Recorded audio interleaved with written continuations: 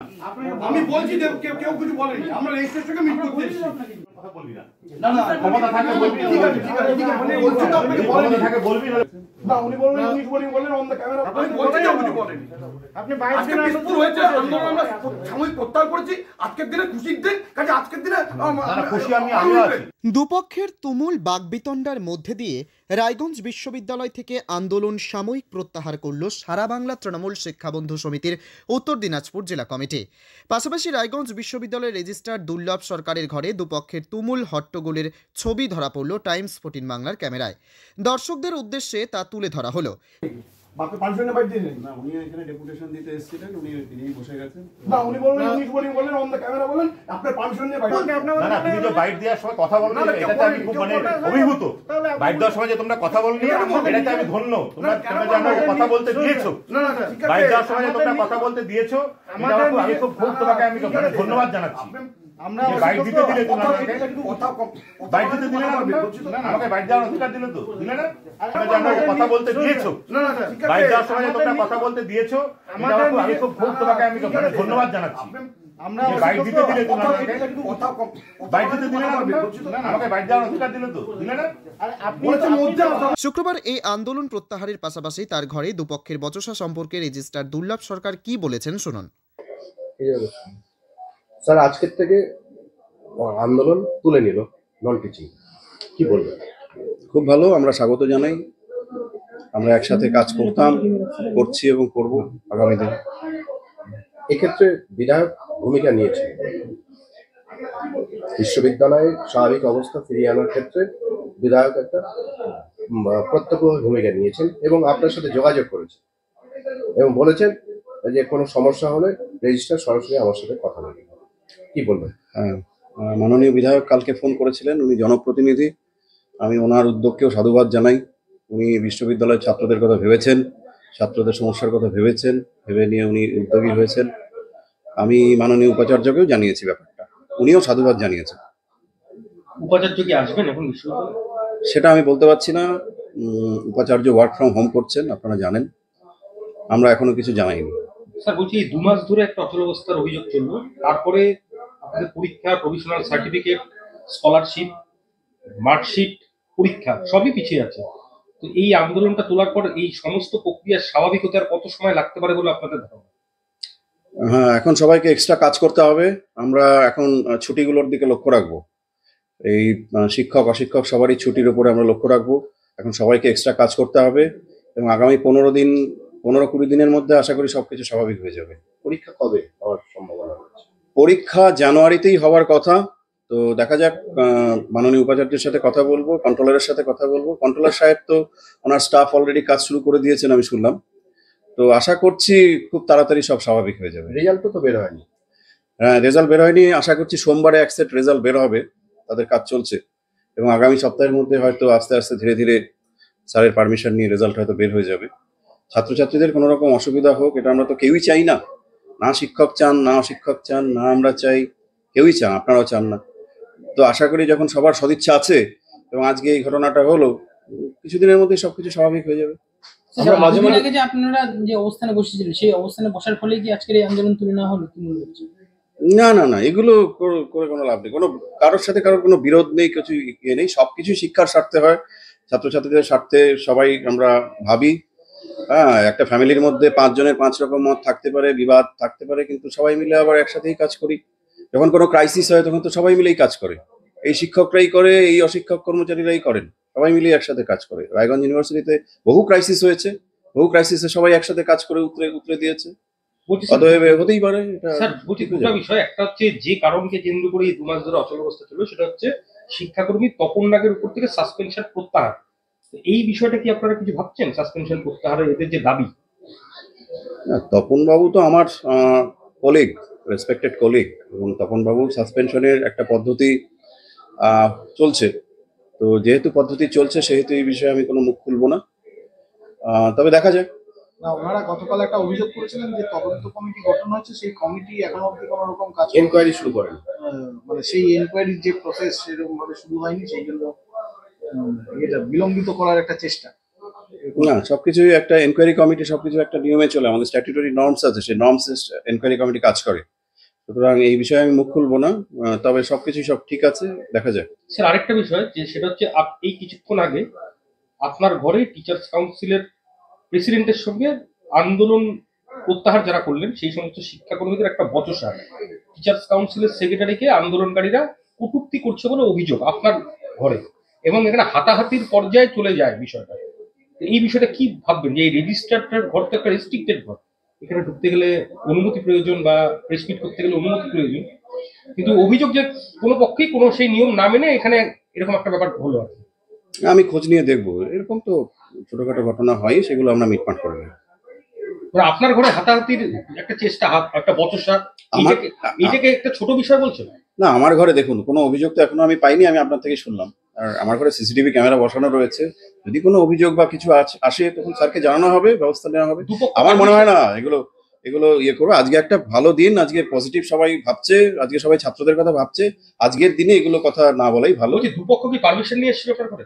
আমার ঘরে দুপক্ষই পারমিশন নিয়ে এসছে, নন টিচিংরাও পারমিশন নিয়ে আসেন, টিচাররাও পারমিশন নিয়ে আসেন, এবং টিচিং আমাদের টিচার্স কাউন্সিলের প্রেসিডেন্ট উনি ডেপুটেশনের কাগজ নিয়ে এসেছিলেন, পারমিশন নিয়ে এসছেন।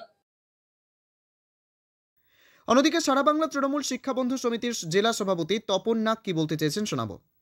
কোন সংগঠনে কি দায়িত্ব রয়েছে? আমার নাম তপন নাগ, আমি সারা বাংলা তৃণমূল শিক্ষা বন্ধু সমিতি উত্তর দিনাজপুর জেলার সভাপতি। আজকে আপনাদের সংগঠনে কি সিদ্ধান্ত নেওয়া হলো, যে আন্দোলন চলছিল? আপনারা সকলেই জানেন দীর্ঘদিন ধরে এই রাজ্যপাল মনোনীত ভিসি দীপক রায় বসার পর থেকে বিভিন্ন রকম অরাজকতা পরিবেশ সৃষ্টি হয়েছে। নিজের আইনে নিজের অনুশাসনে এটা চালাচ্ছিলেন বিজেপির পার্টির লোক দিয়ে, এবং পরিস্থিতি এমন জায়গায় আসে যে তাকে রায়গঞ্জ ছেড়ে চলে যেতে হয় কোথাও, জনরোষ গড়ে ওঠে। আমরা না, ঠিক তেমনি তাতে কম বেশি হলেও ছাত্রছাত্রীরা একটু ভয়তঙ্কে পরিবেশ বুঝে উঠতে পারছিল না। আমরা ছাত্রছাত্রীদের 100% কাজ করেই আমরা একটা প্রতীকী আন্দোলন করছিলাম।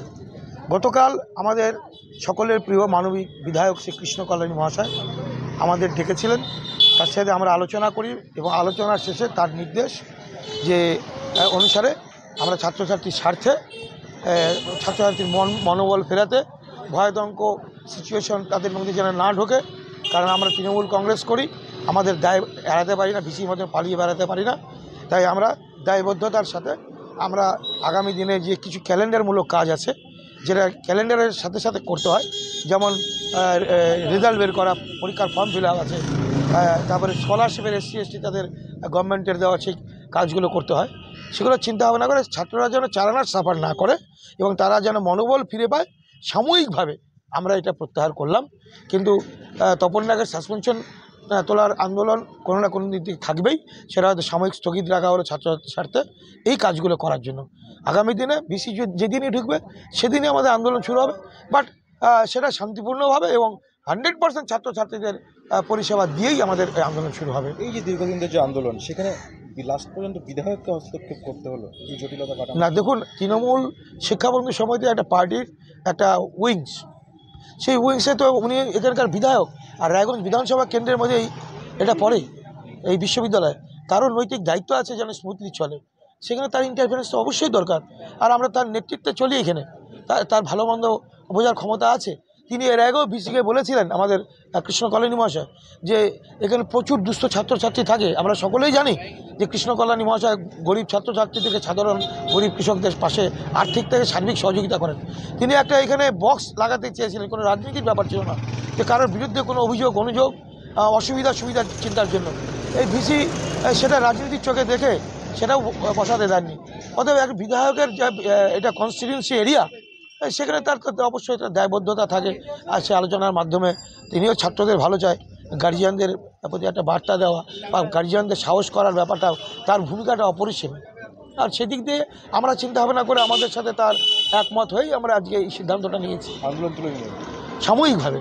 কিন্তু ভিসি ঢুকলে আমাদের আন্দোলন শুরু হবে শান্তিপূর্ণ উপায়। না, এই পুরানা ভিসি যদি আসে, কারণ আজকে তিনি না থাকার জন্য ছাত্রছাত্রীরা আতঙ্কিত, এবং কিছু ঘটেছে কি না, কী ব্যাপার, এভাবে তো একটা ইউনিভার্সিটি চলতে পারে না। সেজন্যই আমরা ছাত্রছাত্রীর স্বার্থে এটা তুলেছি সাময়িকভাবে। তবে সত্যি যদি বিদ্যার্থীদের পড়ুয়ার স্বার্থে শিক্ষা বন্ধু সমিতির আন্দোলন সাময়িকভাবে প্রত্যাহার করা হয়, তা হবে গৌরবের। কি নাম, সংগঠনে কি দায়িত্ব আছে? আমার নাম সুবীর চক্রবর্তী, সারা বাংলা তৃণমূল শিক্ষা সমিতির আমি জেনারেল সেক্রেটারি। বলছি আপনারা আজকে রেজিস্ট্রারের ঘরে গিয়েছিলেন, সেখানটায় রায়গঞ্জ বিশ্ববিদ্যালয়ের অধ্যাপক দেবাশিস একটা বচসায়ের জড়িয়ে পড়েন, বিষয় কেন হলো? দেখুন, এগুলো মানে বচসা যেগুলো আছে এগুলো দেবাশিস বিশ্বাস উনি হচ্ছে কন্টিনিউ এগুলো করেই এসছেন। উনি চান যে ওনার সাথে যেন ঝগড়াঝাটি হোক, ইচ্ছা করে। আপনারা তো নিজেরাই দেখলেন কে চিৎকার চেঁচামেচি বেশি করছিল, উনি নিজেই চাচ্ছেন। এর আগে কি হয়েছিল, একবার আমাদের অনিল ভূমি থাকাকালীন নিজের মাথা নিজে ফাটিয়ে নিয়ে নিজেই দেখালেন যে নিজে হয়েছিলেন, নিজে সাসপেন্ড হয়ে গেছিলেন। এই মাঝখানে আবার একটা, ওনাকে দেখে অ্যাকচুয়ালি কি ভয় লাগে, কখন কামড় ঠামড় দিয়ে দিবে ভয়, ওনার থেকে আমরা অনেক দূরে থাকতে চাই। উনি ইচ্ছা করে ঘেসে ঝগড়া করার চেষ্টা করেন যাতে উনি ফুটেজটা পাবেন, বিজেপির কাছে ভালো হতে চাচ্ছেন, একটা টিকিট পাবেন কারো কাছ থেকে, এরকমই হয়তো ওনার মনোভাব। এগুলাই ওনাকে পাত্তা দিই না, আমরা ওনাকে পাত্তা দিই না। ক্লাস কর্ম ঠিক মতো করান না উনি, আর উনি নিজে একজনের হয়ে আবার বক্তব্য রাখেন। এতদিন ওনার মাথায় আসেনি যে স্টুডেন্টরা হয়ে আছে, এতদিন বাথরুমটা। উনি অভিযোগ করছিলেন যে আপনারা উনি ওখানে বসে প্রেস মিট করছেন, সেই সময় প্রেস মিটটা রেজিস্ট্রারের ঘরে প্রেস মিট, সর্বপ্রথম রেজিস্ট্রারের ঘরে প্রেস মিট করতে পারে নাকি? উনি অনুমতি নিয়ে, কে জানে ঘরটার বন্ধের মধ্যে প্রেস মিট নেয়, তাহলে লিখে রাখতেন ওখানে প্রেস মিট করছি আমি ঘরের মধ্যে। আমরা রেজিস্ট্রারকে জানাতে যাচ্ছি আন্দোলনটা আমরা তুলে নেওয়ার জন্য, তাও কে জানে উনি ভেতরে বসে উনি প্রেস মিট করছেন। আমরা তো জানি রেজিস্ট্রারের ঘরে প্রেস মিট করা নাই। উনি কে যে ওনার রেজিস্ট্রারের ঘরে ওখানে প্রেস আছে, আর ওনার পারমিশন, আমাদের রেজিস্ট্রারের পারমিশন নিতে গেছি। উত্তর দিনাজপুরের রায়গঞ্জ বিশ্ববিদ্যালয় ঘুরে বিশেষ প্রতিনিধির রিপোর্ট, টাইমস 14 বাংলা। রায়গঞ্জের 10-এর এই রাজ্য সড়কের পাশে প্রকৃতির মনোরম পরিবেশে বিজ্ঞানসম্মতভাবে ঝা চকচকে আবাসন নির্মাণ করছে এই রাজ্যেরই একটি অগ্রণী নির্মাণ সংস্থা JH ডেভেলপার্স। পাশাপাশি তারা এই প্রকল্পটির নাম রেখেছেন JH গ্রিন, যাদের catch line nature inspired homes, যার বাংলায় তর্জমা করলে দাঁড়ায় প্রকৃতি অনুপ্রাণিত বাড়ি। সকালে ঘুম থেকে উঠেই বাসিন্দারা দেখতে পাবেন পূর্ব দিকে সূর্যোদয়, চারপাশের সবুজ গাছপালা, পাখির কলতানে ঘুম ভাঙবে আবাসনের বাসিন্দাদের। পাশেই রয়েছে উত্তর দিনাজপুরের অফিসপাড়া রায়গঞ্জের কর্ণজোড়া। হাঁটা পথে দ্বাদশ শ্রেণী পর্যন্ত 3টি নামী উচ্চ মাধ্যমিক বিদ্যালয়, একটি বেসরকারি হাসপাতাল ও সরকারি উপস্বাস্থ্য কেন্দ্র, 15 ঘন্টা অটো টোটো সহ যানবাহন পরিষেবা, একাধিক খাবারের দোকান, হোটেল, ঢিলছড়া দূরত্বে পুলিশ ফাঁড়ি, 2টি ব্যাংক। এক কথায় সামাজিক পরিবেশও অতুলনীয় এবং নিরাপদ। ফ্ল্যাট বুক করতে রয়েছে ব্যাংক ঋণের সুবিধা, ফ্ল্যাট বুক করলেই সোনা ফ্রি। দেরি না করে আজই যোগাযোগ করুন JH developers, Karnajora, motor Kalibari, Raiganj. Mobile phone number 8944849889। आयो रे शुभ दिन आयो रे,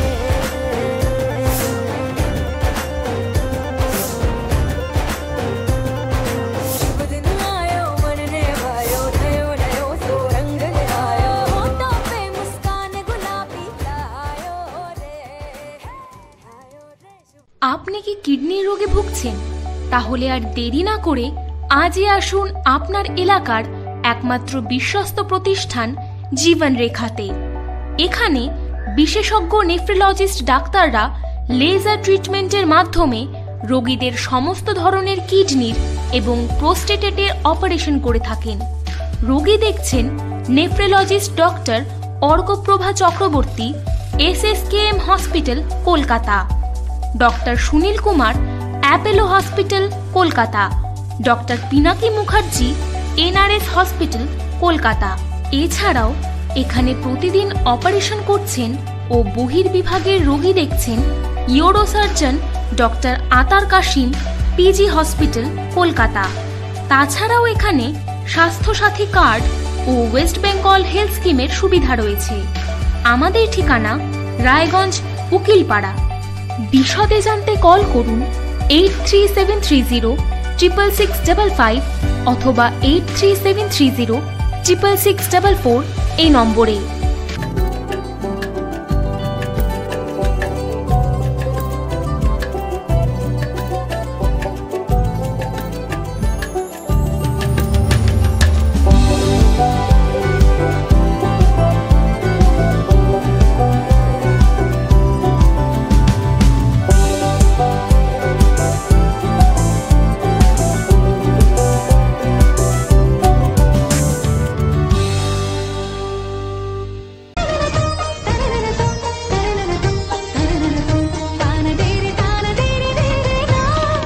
त्योहार, शादी या हो कोई भी सेलिब्रेशन, दीजिए हर जश्न को एक खास चमक सेंको गोल्ड एंड डायमंड्स के साथ।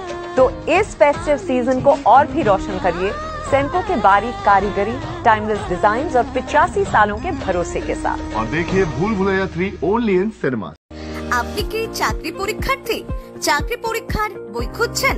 তাহলে আজই চলে আসুন সৌর বুক অ্যান্ড ম্যাগাজিন সেন্টারে। এখানে BSc, WBCS, bank, rail, ICDS, nursing, ANM এবং জিএনএম সহ কেন্দ্রীয় ও রাজ্য সরকারি সকল চাকরির পরীক্ষার বই ও ম্যাগাজিন পাওয়া যায়। আমাদের ঠিকানা হরিমোড়, মোহনবাটি, রায়গঞ্জ। বিস্তারিত জানতে যোগাযোগ করুন 9002904090 অথবা 9434347016।